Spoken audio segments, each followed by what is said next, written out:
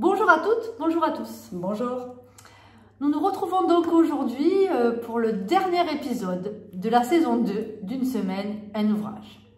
Et aujourd'hui, je vais recevoir de nouveau Madame Julie Marchand. Vous comprendrez ensuite pourquoi on va vous faire une petite annonce.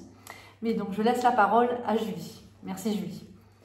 Alors bonjour, vous me connaissez peut-être parce que vous m'avez déjà vu dans le cadre de ces vidéos, d'une semaine un ouvrage. Moi je suis psychologue clinicienne, je travaille avec Nathalie depuis de nombreuses années maintenant dans le service du professeur Lançon.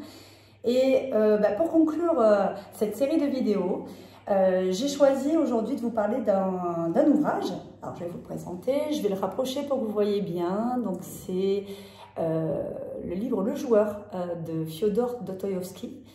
Un petit roman très court, c'est une nouvelle assez courte qui se lit assez rapidement, qui a été rédigé donc par Dostoïevski, qui est un auteur, je pense que c'est plus la peine de le présenter, mais un auteur russe au cours du 19e siècle.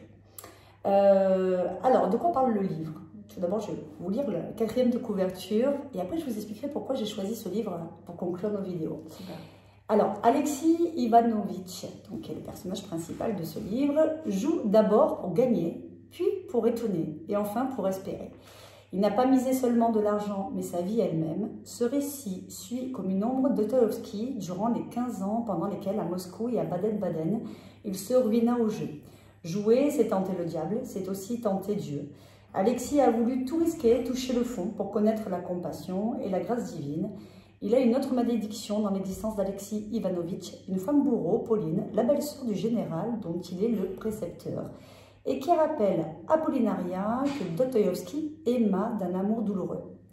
Autour d'eux, des êtres malfaisants ou étonnants, dévorés par la passion du gain. Donc ce court roman, plein de brio, annonce toute l'œuvre de Dostoïevski. Demain, tout cela finira, dit le joueur. Alors, je vais vous laisser découvrir ce roman, mais pourquoi je l'ai choisi? C'est parce que en fait, lorsque l'on lit Le Joueur, on accompagne en fait tout ce personnage qui est Alexis Ivanovitch dans sa pratique de jeu, des jeux de hasard et d'argent.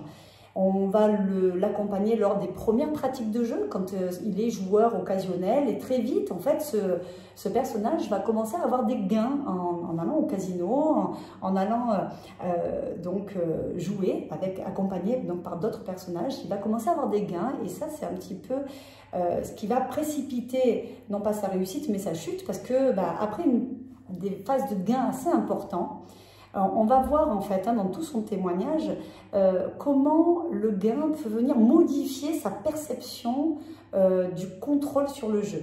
Et il va poursuivre sa pratique de jeu, mais là, il va commencer à perdre. Et après, il ne jouera plus pour gagner, mais pour pouvoir se refaire de ses pertes. Et il va rentrer dans ce qu'on appelle une phase de désespoir. Et c'est très intéressant de pouvoir voir l'évolution de cette pratique de jeu, le retentissement aussi de cette addiction, qui est l'addiction au jeu de hasard pour ce personnage, sur les différents aspects de sa vie, et à quel point en fait le glissement peut apparaître très très vite dans la vie de ce personnage, et avec toutes les conséquences que ça va avoir pour lui.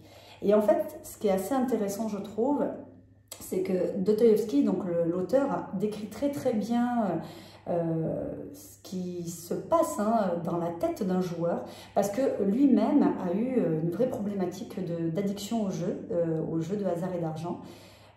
Et donc en fait c'est très fidèle, toute la façon de décrire la déchéance de ce personnage, c'est très très fidèle à ce que lui-même a pu vivre pendant de nombreuses années.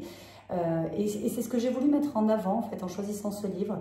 C'est une forme de témoignage d'un joueur compulsif, et c'est très très bien décrit. Voilà. Très bon résumé, merci Julie. C'est un ouvrage phare pour ceux qui s'intéressent ou qui veulent plus d'informations sur les conduites addictives liées au jeu d'argent. Julie, c'est un peu notre ouvrage phare, notre référence de base. Donc, très bon choix. Je te remercie, Julie. Voilà, écoutez, j'espère que ces 2 saisons vous ont intéressé, vous ont donné des idées de lecture et que vous avez appris peut-être des choses aussi. En tout cas, nous avons et j'ai pris beaucoup de plaisir à vous présenter au cours de ces divers épisodes de ces 2 saisons, tous ces ouvrages que vous retrouvez, toutes les vidéos sur notre chaîne La Psychiatrie du Soleil. Voilà, donc pour cela, ça se termine. La lecture que j'apprécie beaucoup, je lis beaucoup et j'avais envie de transmettre et de partager avec vous et avec mes collègues des ouvrages, des lectures. Eh bien, il y a un autre domaine qui m'intéresse beaucoup et qui doit aussi vous intéresser, c'est le cinéma. Et avec Julie, on en a discuté, on a eu envie de transmettre et de partager avec vous les œuvres cinématographiques, on va vous expliquer après, qu'on affectionne. Et on avait envie aussi de les mettre en lien avec... alors, je vais laisser Julie vous expliquer la psychologie, la psychiatrie. Et c'est ce qu'on va faire dans divers épisodes. Donc voilà, je laisse Julie un petit peu vous résumer. On ne vous en dit pas trop. Hein, ouais, je ne vais pas trop tout révéler. Mais en fait, l'idée, c'est qu'on va vous présenter une sélection de films, une sélection que nous avons faite, en lien avec différents troubles psychiques. Donc, première vidéo qu'on va vous présenter, ça va parler des psychoses. Et comment on peut retrouver dans différentes œuvres cinématographiques des personnages qui souffrent de psychose, et on parlera un petit peu donc des symptômes qu'on retrouve et de quoi parle-t-on déjà dans les psychoses, hein. C'est un domaine assez vaste, hein. On parle de schizophrénie, on parle d'autres troubles, l'idée c'est de vous présenter des films qui viendront illustrer nos propos plus théoriques. Dans un second volet, on abordera les troubles de l'humeur, donc pareil, avec une sélection de films en lien avec la dépression, avec la bipolarité et bien d'autres choses. Enfin, les troubles anxieux, on n'en dit pas trop, hein. On n'en dit pas plus, mais voilà, donc on vous propose de nous retrouver prochainement pour visionner du coup nos vidéos sur les troubles psychiques au cinéma. Donc il y aura plusieurs thèmes, voilà, c'est traitant du cinéma de manière un peu plus technique. Ça on fera la psychologie au cinéma, ce sera un petit peu le thème global. Voilà, écoutez, je vous remercie encore pour votre attention et vos sympathiques et vos retours toujours très bienveillants et très intéressants, pertinents.